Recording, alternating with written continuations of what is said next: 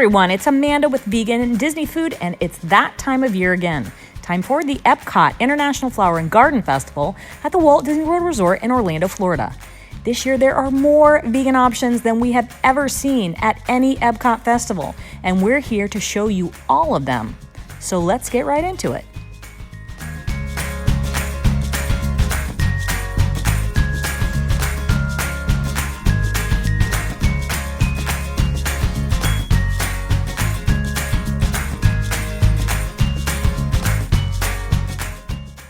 Be sure to pick up a Flower and Garden Festival passport upon entering the park. Now, this is going to serve as your guide map to show you where all of those outdoor kitchens are located. And you can also pick up a festival-exclusive Disney gift card to use at each of the food kiosks. These gift cards are fantastic for people who want to stick to a budget during the festival. You can load up your card with a set amount of money, and then each time you make a purchase and receive a paper receipt, just check the bottom of it and it's going to tell you what your remaining gift card balance is. These gift cards also have an attached paper tag embedded with wildflower seeds that you can plant when you get home.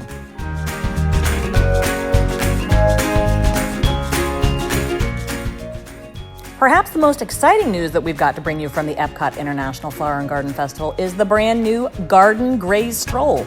Now, this stroll rewards guests for purchasing 5 Garden Graze menu items, and yes, this year all of the items included in the stroll are vegan. Be sure to have the cast member stamp your passport at each Garden Graze location where you purchase a food item. And then when you receive 5 stamps, simply take your completed passport to the Redemption Center for your free prize. And yes, the prize is vegan, and yes, we will have more on what that is later in this video. We started our stroll off at Florida Fresh Outdoor Kitchen, where you can get a watermelon cucumber slushie. And unfortunately, Florida Fresh was not ready to open on the first day of the festival, so we don't have a photo for you.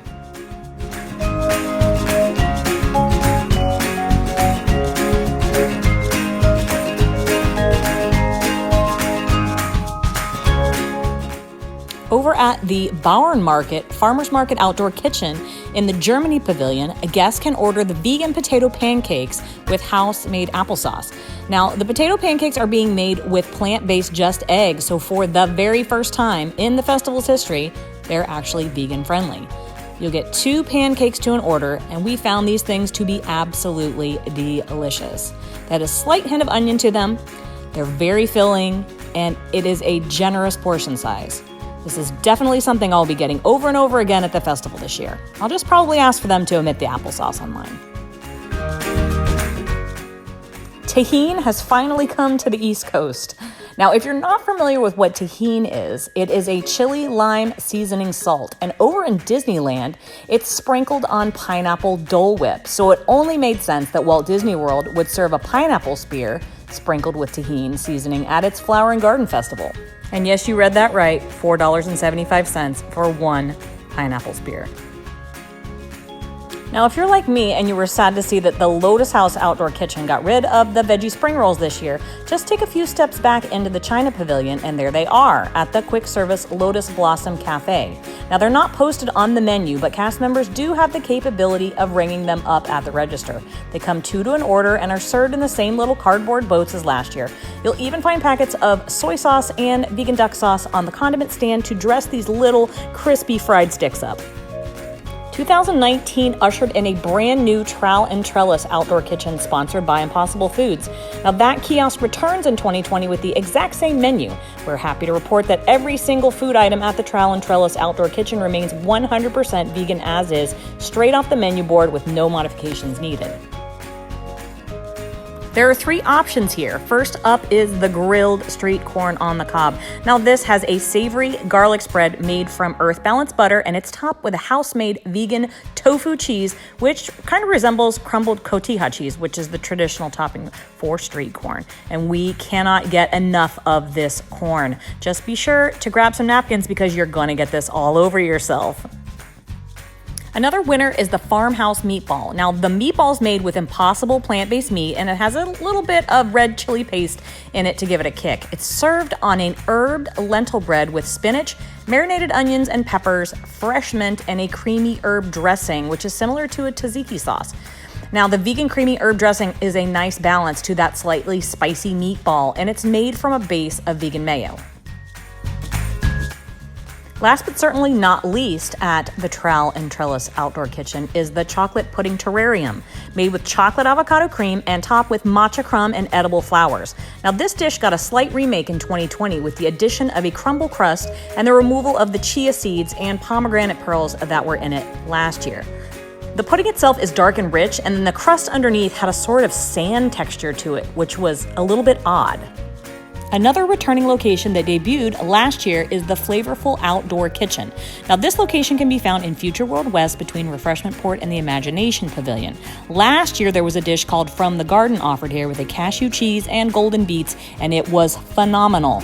It's gone in 2020, but at least its replacement is plant-based. The new option is grilled baby vegetables with hummus cream and red pepper coulis. Vegetables include eggplant, carrot, zucchini, tomato, and patty pan squash. Now, the veggies have a distinct smoky grilled flavor to them, and then the hummus and red pepper coulis are a nice accompaniment to the veggies. I rather enjoy dragging each vegetable through the dips for the perfect bite. This next dish is one that you're going to have to modify. Now, this is the seared salmon dish. After you've paid, just ask the chef serving at the kiosk to substitute additional farro risotto for the fish. We received a generous portion of dressed farro salad with lima beans mixed in. This was topped with a micro herb, sauteed onion, and julienne watermelon radish salad. The farro has a citrusy floral note to it, and the team was kind of split on the flavor of this one. Half enjoyed and then half thought it had a little bit too much of a perfumey taste to it.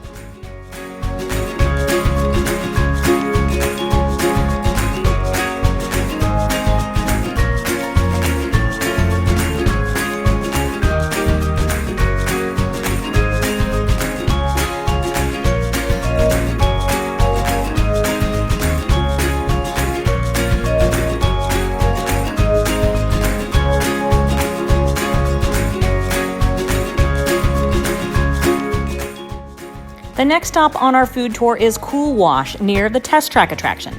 Cool Wash has frozen Coca-Cola slushies. You can get several different flavors here, and sadly, none of the candy toppings are vegan friendly.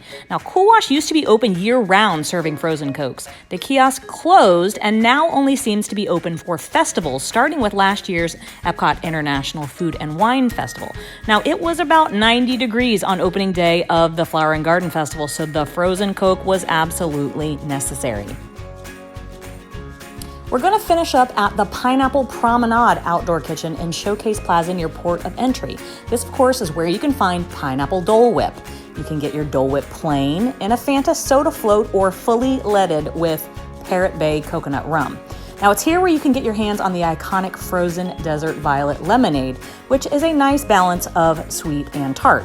Pineapple Promenade is also the redemption location for the Garden Graze Stroll we spoke about in the beginning of the video. We purchased our 5 items and collected stamps at each location and received a free, yes free, lime Dole Whip and a little plastic souvenir cup. I mean, how cute is this cup? The completer prize also comes with a packet of basil seeds to take home and plant.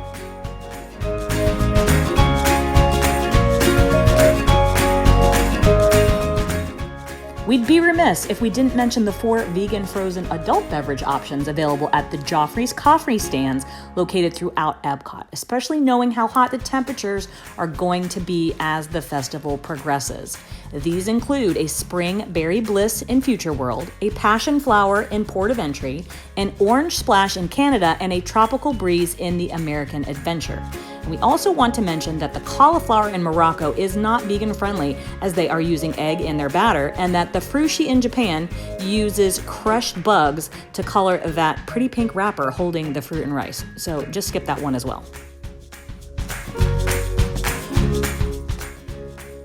And that about does it for us from the 2020 Epcot International Flower and Garden Festival. We have a post on our website, vegandisneyfood.com, with all of the options listed there for you. I'm going to link that up in the description box below.